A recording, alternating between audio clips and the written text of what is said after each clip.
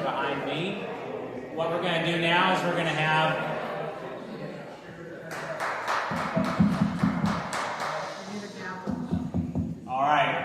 So what we're going to do now is we're going to have a little conversation, and we're going to introduce everybody. But I hope that you will. I'm really glad that you're here, Anna and I are. Thank you for your support for this book. We're delighted to be able to share tonight with you. If you haven't been able to get a copy yet, there's some for sale back at that table, and after that, we're going to sign some copies as well. So without further ado, turn it over to Susanna. Good evening, everybody. Thank you all for coming. And I was really honored when Anna and Michael asked me to be here and be a moderator. Ever since I met the both of them, I have been in awe of their community support and standing up for everybody who needs a voice. And I'll tell you, every time I see Michael at a protest and somebody's attacking him, I have a panic attack. But thank you all for being here. I'll say a few words before we then, ask them some questions and find out why they did this book. I wanted to know, as a Muslim, you guys know Islamophobia is not a theoretical concept for me. It is something I've experienced directly and in many subtle ways, and in ways that may carry real harm. The reality is one of the reasons I am here tonight, and one of the reasons I'm proud, and it's one of the reasons I'm proud to support the launch of Confronting Islamophobia in the church. This book matters because it does something more many institutions avoid. It takes responsibility. It names Islamophobia not just as a social or political problem, but as something the church must reckon with, theologically, historically, and morally. This book is needed because we live in a society that believes preaching or teaching tolerance is the answer. And to be quite honest, I don't believe in the language of tolerance. Tolerance is limited. It asks people to put up with one another, not to understand one another. It does not teach respect, and it does not build relationships. I look at tolerance as a rubber band. You can stretch a rubber band to a certain extent, and then it snaps. And then when it snaps, it can be very painful. And I believe that's what tolerance is, because people build in. And then when it snaps, it leads to violence and real harm. And that's where hatred takes us. So what this book offers instead is something far more demanding and far more honest. It calls for understanding, humility, accountability, and real relationships. It insists that how we worship, how we teach, and how we speak about one another all shape the world we live in. As we listen to the conversation today, remember this isn't about easy answers. It's about taking the work required of us as members of a diverse society seriously. I'm grateful to the authors for writing a book that doesn't look away and for inviting the church to do the same. Thank you, guys. And for those who don't know our authors, Reverend Dr. Anna, how do you say her last name? Piela, and Dr. Reverend Michael Woolf are a married American Baptist clergy couple, interfaith leaders, and co-founders of Challenging Islamophobia Together, Chicagoland, a multi-faith initiative promoting understanding, respect, and inclusivity across faith communities. They are co-authors of the book Confronting Islamophobia in the Church, Liturgical Tools for Justice. Anna is the editor of the Christian Citizen magazine, and Michael is senior minister of this congregation at Lake Street Church of Evanston. I will start with the first question. Why is fighting Islamophobia a key part of Christian discipleship? Sure, I'll take this one. So I think part of our journey has really been that we have found that if you, to quote Max Miller, if you know one religion, you know none. And I think that's really true, that through comparison, you're able to actually have a much deeper dive into what faith looks like from a Christian perspective. And so part of the discipleship is Jesus asked us to think about how we treat our neighbors. And it doesn't really put any qualifications on that. It's not neighbors that are like you. It's not neighbors that go to the same church as you. It's not neighbors that are the same race as you or speak the same language as you. Jesus radically sort of redefines what neighbors look like. And that sort of challenges us ethically, or it ought to as Christians. think we have to be really serious that Christians are the hegemonic religious power in the United States. They carry a lot of power right now, and white Christian nationalism is ascendant. And so those are really Christian problems in a lot of ways. And it really means that Christians have to take them very seriously, and that's part of discipleship too, is using our faith.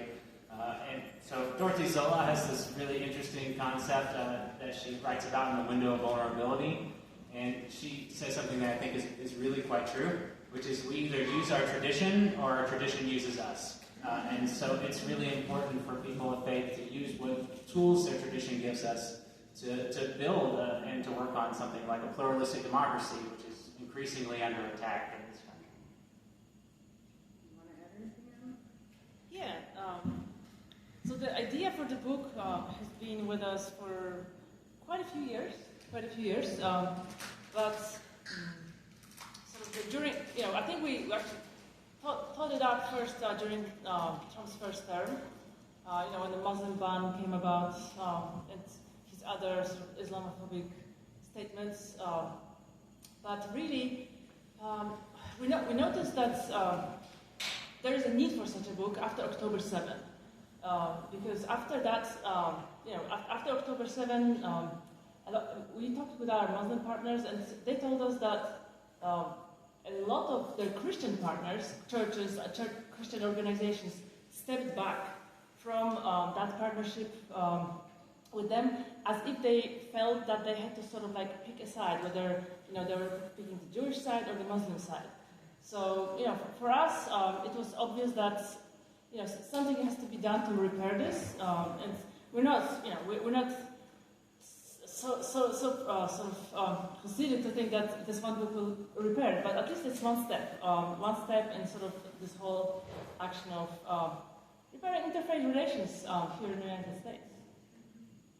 Well, thank you, guys. What is holy envy, and why should Christians want to develop it? Okay, so holy envy is this idea that was first coined by a Swedish bishop who was a Lutheran bishop who became dean of Harvard Divinity School, and he developed this idea of holy envy, and that's sort of looking at other traditions and another religious tradition and saying, what is it about this tradition that I wish was a part of my own or a part of my own practice? How can I really think about prayer differently through an encounter with another religion, incorporate those learnings, and really allowing yourself to say, wow, I wish my tradition had that. And allowing yourself to have that holy envy, that sort of sense that that's not something that I have, but boy, do I wish that it was incorporated in my tradition. That's really where the comparison, I think, can unlock a lot of joy and also a lot of spiritual advancement too. So I think that's part of what the book is about. So Chris Stendhal coined this, and then Barbara Brown Taylor wrote a best-selling New York Times sort of book called Holy Envy. That's where a lot of people are familiar with it. But by that we mean not just sort of interfaith understanding or interfaith learning or increasing religious literacy. What we're interested in is actually developing a sort of sense of familiarity with our friends and neighbors and saying, wow, I wish we had that particular interest. And if we do that, I think a lot of doors open for a lot of important stuff, like building that pluralistic democracy, advancing our own sort of spiritual lives, all sorts of things like that. And holy envy is something that is very, very distinct from, evangelism or converting. We always say that if people, after reading our book, converted to Islam, that would mean we failed, because really, this is not about getting people to another faith tradition. It's about specifically being rooted in your tradition, and from that perspective, admiring elements of that other tradition. So you don't have to be something to actually admire it. Thank you, very good. How can learning about other religions make our faith stronger, and how does your book help with that?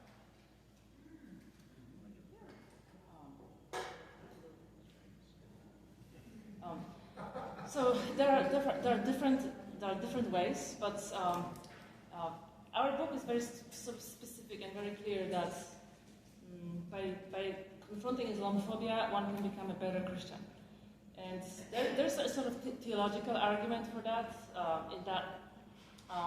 and we use the concept of the Trinity to sort of illustrate it. So the concept of the Trinity is a hard one to understand, even harder one to explain. And we know that even after completing seminary, people may struggle with actually, explaining this to others, and especially others from other faith traditions, because explanations are very often, that are given to them in seminary are very kind of like, I call this Christianese, kind of like internal jargon that others won't understand. And so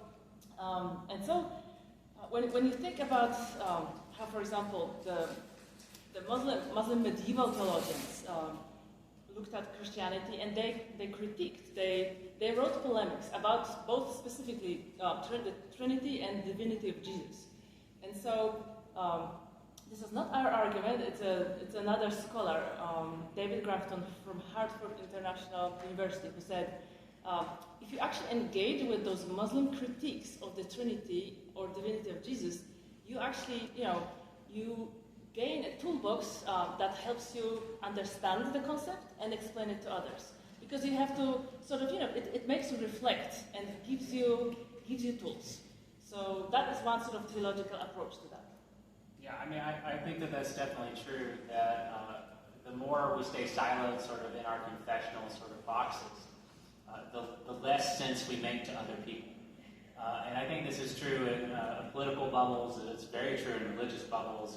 If you're talking to people who are like you and understand you, and people who know what the word narthex means, or people who are talking about lectionary stuff, or when you start using that, you can 80% of the population has no clue what you're talking about, but maybe this portion does. And I think that the sort of interfaith conversations actually make you more able to be intelligible and talk like a real human about things. And I think that that's a really useful skill, especially in the church, which doesn't necessarily all the time reward people for being intelligent. Thank you. Okay, I mentioned tolerance, so I'm going to ask a question about that. So much of public discourse talks about religious tolerance, but your book seems to push far beyond that. From your perspective, what is the danger of stopping at tolerance? And what does genuine respect and understanding demand that tolerance never will? So I think tolerance is very convenient for Christians, again, because they hold a lot of power in the United States. It's a very convenient way to think about things. And it positions Christians, again, in a very comfortable space of this sort of hegemonic religious power, that they're the dominant religious power, they're the dominant sort of religious voice in the United States. And it positions anything that they do with other religions as an act of sort of benevolence. We're really nice, so therefore we're going to have interfaith relationships and understand these other religions too. That kind of sense and that sort of paternalism that sort of comes with it is really pervasive, I think, in interfaith sort of settings where Christians continue to sort of dominate those sort of voices. But if we move beyond that and we actually try to wrestle with what does it mean to be Christian in a country where J.D. Vance can go on in December and say that America is a Christian nation, always has been and always will be. So Christians really have to wrestle with that. They have to understand that we live in a context that even just saying that you think that white Christian nationalism is bad is really not enough. Instead, we have to really wrestle with the effects that this sort of governance structure is having on our country, and actually be in solidarity and allyship with the folks who are affected by it. And so that's the shift there, is not from this sort of benevolent, like, oh, we're really nice people and we play nice with others and we earn some liberal brownie points by doing some interfaith stuff. That's not exactly going to change the name of the game. But I do think solidarity with different groups, solidarity when you're fighting against Islamophobia or anti-Semitism, or you're trying to do all of that, I think that could really help us make some advances in the country. So I think that's the difference that I see. And for me, from the discursive perspective, when you think about tolerance, there's a very unequal power dynamic, because someone is tolerating someone else who has to be tolerated. Whereas, pluralism is where there are partners who are equal and there's an equal conversation. So, and these two will lead to wildly different outcomes because, when you speak with somebody as a partner, somebody who's, you're not the same, but equal in the sense that, nobody's tolerating anybody. They don't have to tolerate because it is kind of already, it's the bottom line that we accept each other and we welcome each other and we affirm each other. And so narratively also matters. Yeah, thank you. And just to add to that, if God wanted us all to be the same, He would have created us that way. And the world would be such a boring place. So we need to learn to respect God's creations. And the only way to do that is go beyond tolerance and actually sit and listen to each other. Right. I mean, I think that gets to really what is our theology doing? What sort of models of God are we presenting? Because it seems very clear and very obvious that God delights in diversity. But do we delight in diversity? And do we delight in religious diversity? I think that the more we can move our ideas about who God is away from this sort of very strange idea of God almost as a very jealous lover who you can't learn about other religions and you can't engage in any of this sort of stuff or you're being disloyal in some way, which is the unspoken assumption. I think that millions and millions and tens of millions of people have is that you can't learn about another religion without jeopardizing your own faith. If we can sort of challenge that, and the only way I know how to challenge that really is theologically, by saying it doesn't seem to me like God is a jealous lover. Instead, God really seems to delight in that diversity, and we ought to be delighting in it too. And it is a response that exists out there in the world. Michael and I did this survey of American Baptist clergy last year, and there were a few open questions. In answer to one of those questions, several clergy said, "I do not teach about any other religions. It would be blasphemy. I teach the truth of Jesus Christ," and that was it. So there are people like that who walk around us and they even presume to teach others. Thank you. What risks do you think churches need to be willing to take if they are serious about confronting Islamophobia? And what are the consequences of choosing comfort instead? You're probably thinking, we chose the wrong person. No, I think that the risk of choosing comfort instead is real complicity with the sort of white Christian nationalism that we see right now and the way that it is really ratcheting up Islamophobia. So the Islamophobia Index, which is from the Institute for Social Policy and Understanding, came out with a poll at the end of last year that saw Islamophobia rising by 8 points amongst the general population, but amongst Christians even more than that. So I think that right now we're in a climate where not only are these views permitted or newly okay, they're ascendant. The views are definitely ascendant. If you look at something like Instagram or TikTok, you'll have a lot of really interesting mentions of the Crusades now. Crusades are very big for young white men. Our defense secretary has a Deus Vult tattoo with the Jerusalem cross on there, so he obviously thinks Crusades are rad.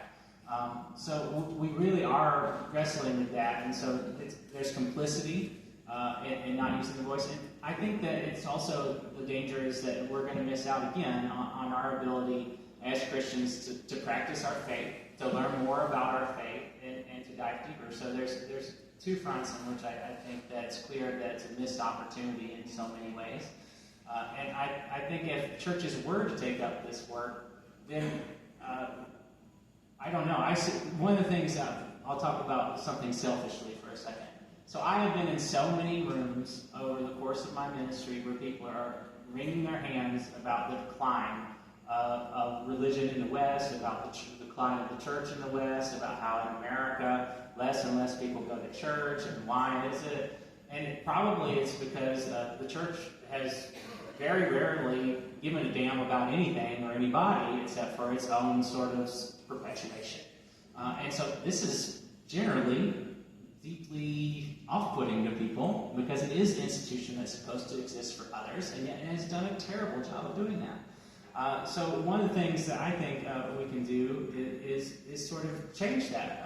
If the church actually wants to follow the way of Jesus, then confronting Islamophobia is going to be one part of that, and also the church could actually do something. So I think that there's a real benefit there for the church to do it, and also I just think the clear benefit for me is again these sort of ways that we build solidarity are really going to be the only way to build that pluralistic democracy that is so under attack right now. I think that it's easy to look at the world and say the problem is religion. Religion is bad. It's very easy to look at the headlines. If you look at what's going on in our world, I think you can say religion's a huge problem. But the answer is not less religion. The answer is more and better religion. And I think that to me seems like the answer. Yeah. And to add to Michael's remarks, I think you cannot really address Islamophobia sort of in a frank way if you don't address something that is an elephant in the room for a lot of churches right now, which is the issue of Palestine and affirming the humanity of Palestinians. So, most Palestinians are Muslim, and I think it is my personal theory, but I think a part of what is driving the United States support for genocide in Israel is basically Islamophobia. It's basically, because Palestinians are Muslim, it is easier to say they're not people, they don't count, they are just numbers, we just see them on TV screens, and that's it. I think those two things are really related, and you cannot really divorce them, especially not right now. Yeah, thank you. I agree with Anna on this about the Palestinian issue. And I do recall seeing a video on YouTube talking about Palestinian Christians, and one of the priests in Palestine said that they want Palestinian Christians to be forgotten to make it okay to kill Palestinians. Because when you focus on Muslims and Islamophobia, then it becomes okay to do that. My next question is, how is Jesus depicted in the Quran, and why does it matter? So Jesus in the Quran is portrayed in both similar and different ways to the Bible and specifically to the Gospel. So Jesus in Islam is a highly venerated prophet.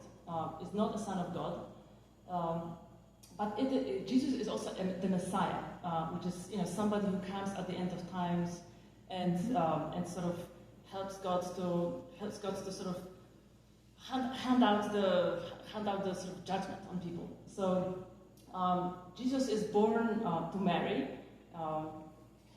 Mary becomes pregnant by the word of God. So in that sense, that early story of Jesus really kind of overlaps with the gospel. He is born under a palm tree. So Joseph is not present.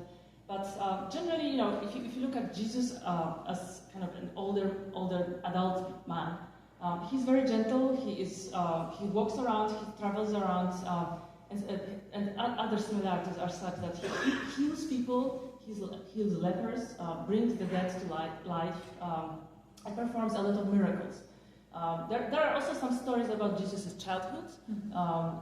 There's one specifically about Jesus bringing clay birds to life, which connects to the infancy Gospel of Thomas, of course. But yeah, so when it relevant to the final part of Jesus' life. So, according to the Quran, Jesus is crucified but does not die on the cross. God saves Jesus and sort of takes him out to the heaven. So, Jesus is coming back at the end of times, and again, is a highly venerated prophet. So, for Muslims, Jesus is not an enemy.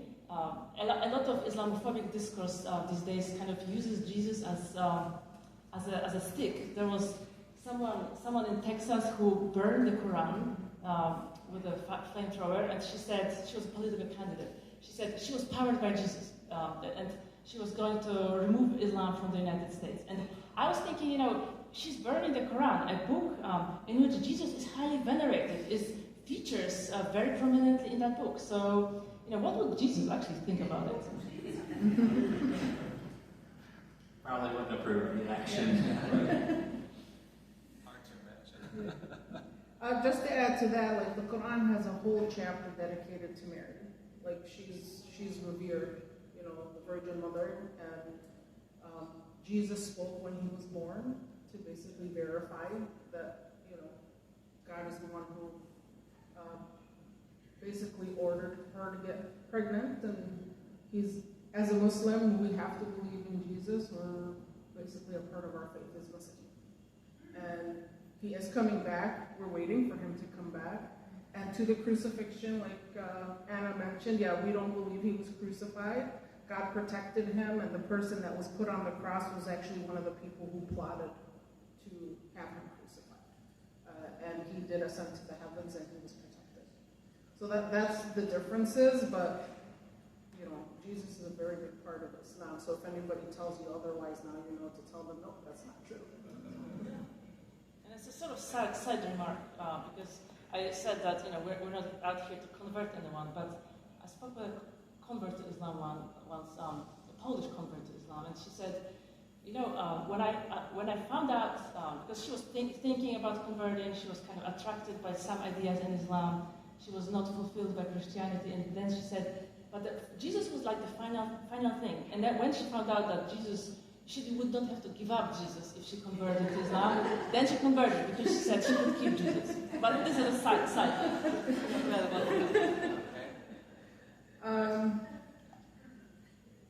Why is you may have touched a little bit on this, but why is Islamophobia such a pressing issue right now? Like you guys mentioned Palestine, you mentioned Trump, but is there anything else that we should add to this? I just think it plays really well on the right now. If you follow the primaries in Texas, basically they're all about who can say the nastiest things about Muslims, and there's no extreme to extreme. I was reading a sort of pollster who analyzed this, and they were saying they're only doing this because it works, because it plays really well. The statistics are very clear, the polling's very clear. This is a very popular message, and the person who can be seen as the most radically anti-Muslim is going to win the most votes. And so it's very interesting that's it. There's a bunch of Politico articles about that recently in Texas, but there's Sharia bans sort of snaking their way through a bunch of state legislatures right now, and so it's kind of newly ascendant as a way of signal of vice signaling, whatever we're doing these days, whatever the opposite of virtue signaling is. I think that it's definitely ascendant in that way, and I think it's also because Americans in general have an Islamophobia problem that can be played on. And just to sort of give a bit of a background, it's not like we invented Islamophobia with Trump. Islamophobia is over 1,000 years old. The term itself is only 100 years old, but anti-Muslim sentiment and prejudice has been with Christianity ever since Islam emerged.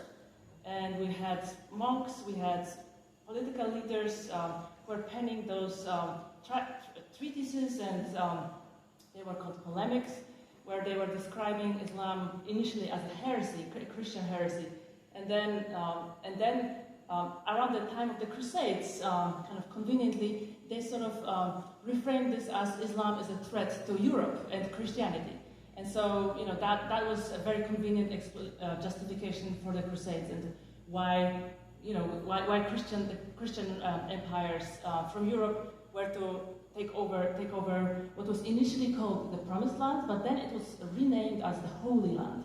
And once it became the Holy Land, it was like something that belongs to us. Like we have to, we have to defend it from those non-believers.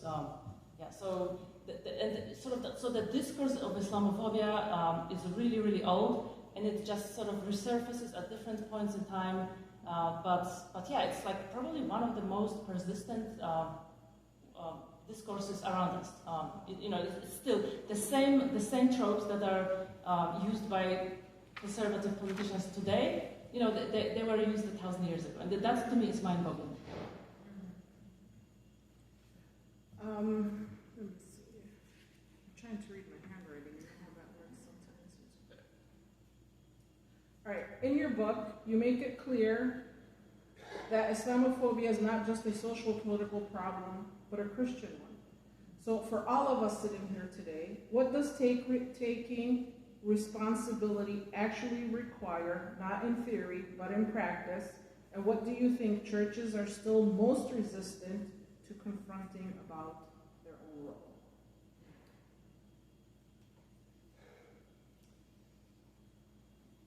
Yeah, I mean, I assume like the simplest explanation for this is, accountability is hard. It is really hard to say, yes, we contributed to suffering, we contributed to other harm, and yeah, it's probably very convenient to just say we love Jesus and we're good because we love Jesus. But when you think about, yes, I'm a little bit sour here, but when you think about the history, of Muslim-Christian relations, actually I looked into it because we had some Islamophobic responses to what we write, to what we say, and there was this man. He was clearly, a scholar. He gave us a list of events where Muslims were really bad. They killed all those Christians, and therefore events like the Crusades or the old Crusades or the modern Crusades were justified. And to us, it is not about tit for tat. It is not about saying you did this to us, so we're going to do it 10 times more to you. It is really about looking at your own role, understanding how it has worked through the centuries. And one thing I need to be clear about, when we talk about the Christian discourse about Islam, it was not just prejudice. It was a justification for colonial conquest of Muslim majority lands. And the Muslim or Islamic critics of Christianity were strictly theological. They were never used to underpin or justify any colonial conquests. There were conquests, but they were not driven by sort of religious discourse. And I think that's where the big difference lies. And that's why I think Christians today have this really huge responsibility to understand that and confront it. And how do they confront it? Number one, by learning about Islam, because most people, this is religious studies in the United States is not taught at school. So if you don't go out and learn about some religion, you will not know anything about it, or you will just know from prejudiced sources like the modern media or whatever. So a lot of Christians are not educated, and our survey with American Baptist clergy confirmed that 55% of American Baptist clergy had never received any formal education in Islam. So when you don't know about a religion, it is really easy to skew your views. And then, so there's this one part where you need to really self-educate. And then there's a part where you need to go out and build relationships, build bridges, because, book knowledge is not going to do much. People really need to understand that, it's important. And there's research that confirms that actually, if you know somebody of another faith, your prejudice against that faith, is kind of likely to decrease. So they're conversely related. Knowing somebody and prejudice. So yeah, I think that's really a responsibility of every Christian to know somebody of another faith, and here, including Muslims. You want to add anything? No, You're good. Well, before we open it up. Before we open it up to the audience to ask questions, one last question. When people read your book, what do you want them to leave with? What do you want them to carry with them and resonate with them from the book? What do you want them to learn and carry forward? I hope that the book kind of carries the message that if you engage in interfaith work and bridge building, your life is richer. That certainly has been true for me. I would say, again, that sort of more open posture towards other religions and sort of situating oneself as a learner from those relationships, and that it's not a zero-sum game. In fact, learning about other religions can make your own faith so much richer. And so I think the other thing I would say that's in the book is just an invitation to trying to do some of that work. And it's really a book that we were looking for when we started to do interfaith work, and then it didn't exist, so we had to write it. And so I think that it really comes from the heart in that way. It really comes from just a lot of trying, failing, and trying again. And so I hope that people will read it with that sort of sense. Well, thank you guys, and thank you for the book. When I met you guys, you also told me about combating Islamophobia in Chicagoland, and I have a lot of respect for the both of you. Thank you. Thank you. And does anybody have any questions? Do we have a mic? Oh, I was going to say, is there a mic, or should we give them one of these? I don't know if you can. I mean, we can try it. Here you go.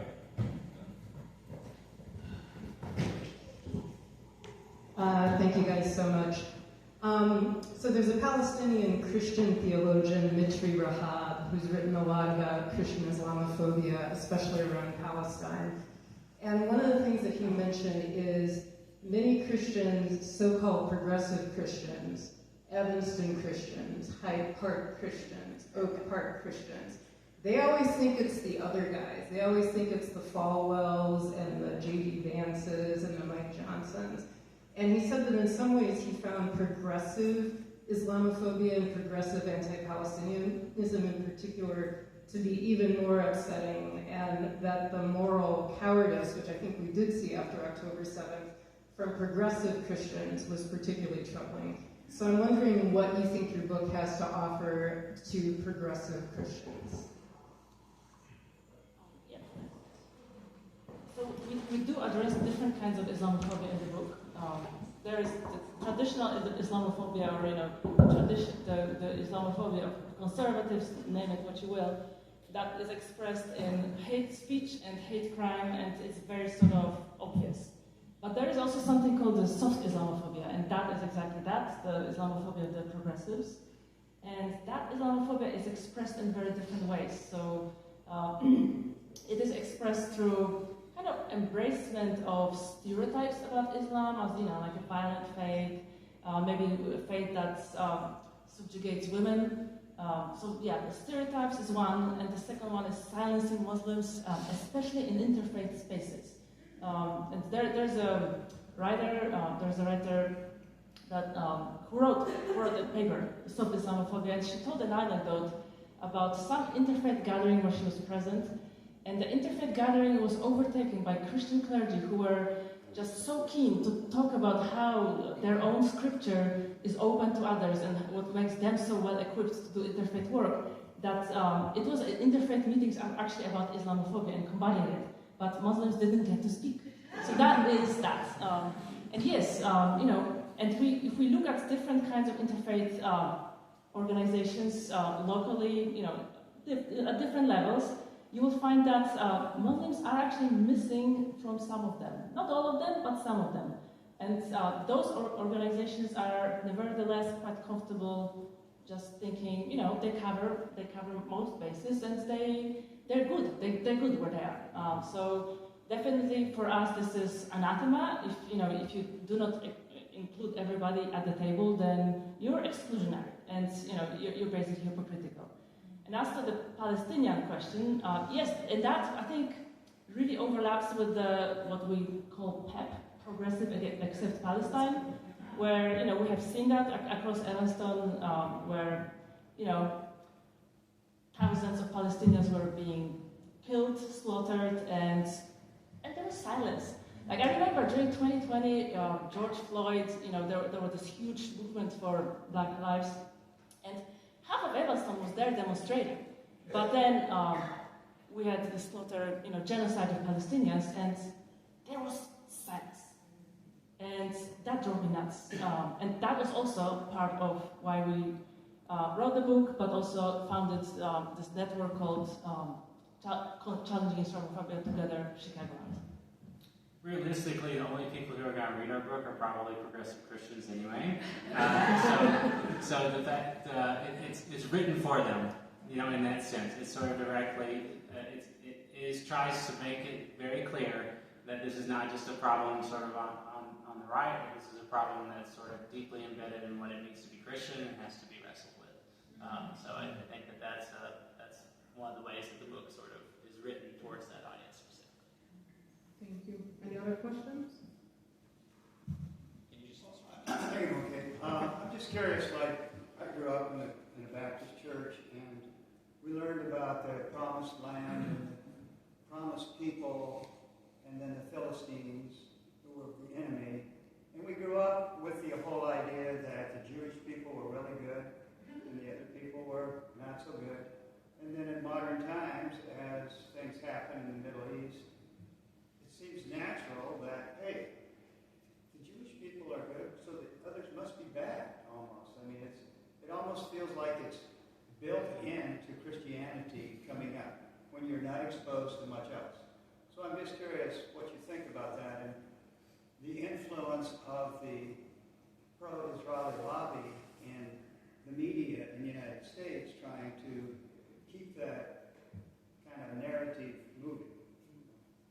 I think that's true. I mean, there's so many ways that the narratives that we learn sort of apply uncritically to our present situation, especially narratives we sort of learn in childhood. Can be difficult and can make analysis sort of incomplete. I mean, if you're going from the Christian message, right? So the grave of a child in Israel is the same as the grave of a child in Gaza, and these things are equal. And of course, everybody's humanity has to be embraced, and there can't be any dehumanization. And wherever we see it, we have to oppose it. And so that would be what we should be teaching in Sunday school. But I, like you, also learned those sorts of narratives in Sunday school. So part of this sort of interfaith work, I think, is really pushing back on that and saying, no, we have to take seriously everybody's humanity. And I think that's really important because that's a shared basis, perhaps, for us to go forward, that we have something in common. We have a shared humanity and a shared respect, hopefully, for the humanity of each other. So I think that gives me some hope that there can be a way forward if we could all agree that everybody's humanity is the same weight and value, which seems sort of open question all the time, unfortunately. When we look out and we see what's happening in immigration enforcement, we look out and we see all this, it seems to be that there's, again, this sort of distinct layering and distinct hierarchy of people's worth. And that's deeply troubling.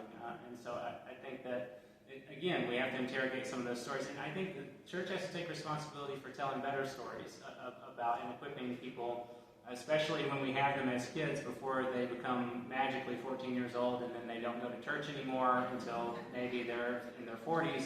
I think while we have them at that time, we have to be passing on these messages that help everyone understand our shared humanity and perhaps how we can really move forward as people, just as humanity, right? So I think that's important. Yeah, and just to add something, Christian Zionism is like foreign policy of white Christian nationalism. But I think, theologically, what drives Christian Zionism is really scary, and I think, more people should be aware of this, that this is not just about Christian support for Israel. This is really about, this is a prophecy. It's a prophecy that says Jewish people have to live in that area, but ultimately they will either be slaughtered or converted. So there's like this really, really menacing underbelly of this ideology, and so yeah, it is not good for anybody in that sense, especially not Jewish people. If you look at this theologically. Thank you. Go ahead. Yeah, I just wanted to follow up on something that Anna mentioned. I think Islamophobia is so instrumentalized in the service of the U.S. empire. And I wondered if I haven't read your book yet, but I think to 9/11, and that was an explosion of Islam is the violent faith, right? They want to kill people. Have you been brought up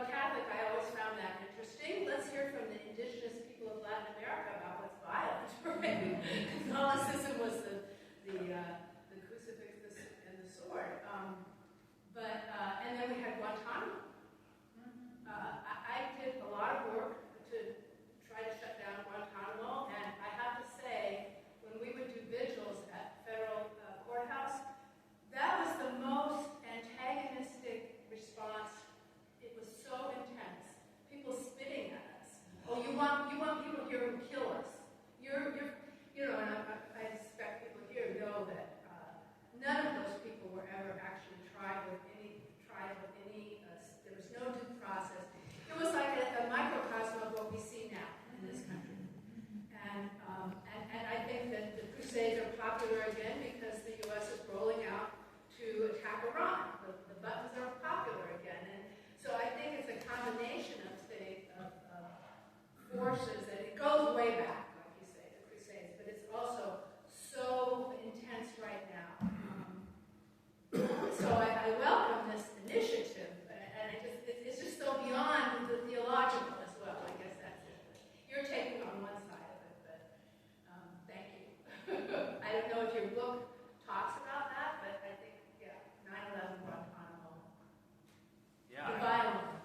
I mean, I think that you're absolutely right. In the sense that Islamophobia is not a recent problem that we're confronting, and it's instrumentalized for sure for foreign policy reasons. And I think you're absolutely right. The reason why we're seeing an uptick in Islamophobia is probably paving the way for us to have more misadventures in the Middle East that are going to cost hundreds of thousands of lives.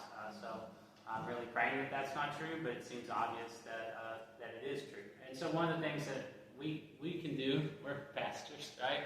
We can talk to church people, and if the thing that gives me hope is that so many people learn how to think really negatively of other religions and churches, and so it's obvious that we can form and shape people in profound ways, and in profound negative ways, but also probably some profoundly positive ways if we decide that we want to turn churches into places where authentic interfaith encounter can happen and equip people to do that work. So I think I do have a little bit of hope. Thank you. We'll take one last question. Go ahead. Newland, go ahead. Right. As a member of the Episcopal Church, I think of three dimensions. One is, of course, the call to go to the Holy Land as pilgrims, and to see the sights where Jesus lived. That's first. The second, then, is to come to Israel-Palestine to encounter the living stones, the Palestinian Christians. And then, of course, Seville does a lot with that. And they also certainly acknowledge Muslims, but still, that's sort of the third. So the third, you have to go through, I don't know whether you have to go through each gradation to get to really encountering Islam, Muslim, Palestinian Muslims or not. I have to dig deeper with my fellow travelers in this church. Yeah, I mean, I think that there are different ways of traveling to that region of the world, right? And some are going to take more care than others. But I do know that there are places that do tours that are much more able for folks to meet a variety of people. And I think that that's really important to get a sense of the region, if you're going. Yeah. Our colleague, Ashley Wiesler, who's based in Boston, she kind of organizes a lot of those tours. So, yeah, I can put anybody onto those tours if they're interested. They're the tours that show everything. Thank you, everyone. Do you guys have any final remarks? You just want to say something to close it out? Sure. If you haven't gotten you a copy of the book yet, it's available in the back for sale. We also got, on March 3rd, we've got a Christians Challenging Islamophobia conference that's going to be here. And I really encourage you to sign up because we're going to be hosting Shoulder to Shoulder. And Shoulder to Shoulder is the premier place that trains people really on how to form these interfaith partnerships and to combat Islamophobia. So I think that really it would be a fantastic use of your time. And there's There's lunch provided, everything. But if you just scan it with your QR code in the back, that's available. Also, if you want to be on our mailing list and you want to think and talk about Islamophobia with us, you can sign up for Challenging Islamophobia Together Chicagoland, and that's also in the back right there at the table. We're going to be signing some books if you want. And that's also in the back where you can scan it on our QR code. Thank you. Thank you, everybody, for coming. And thank you for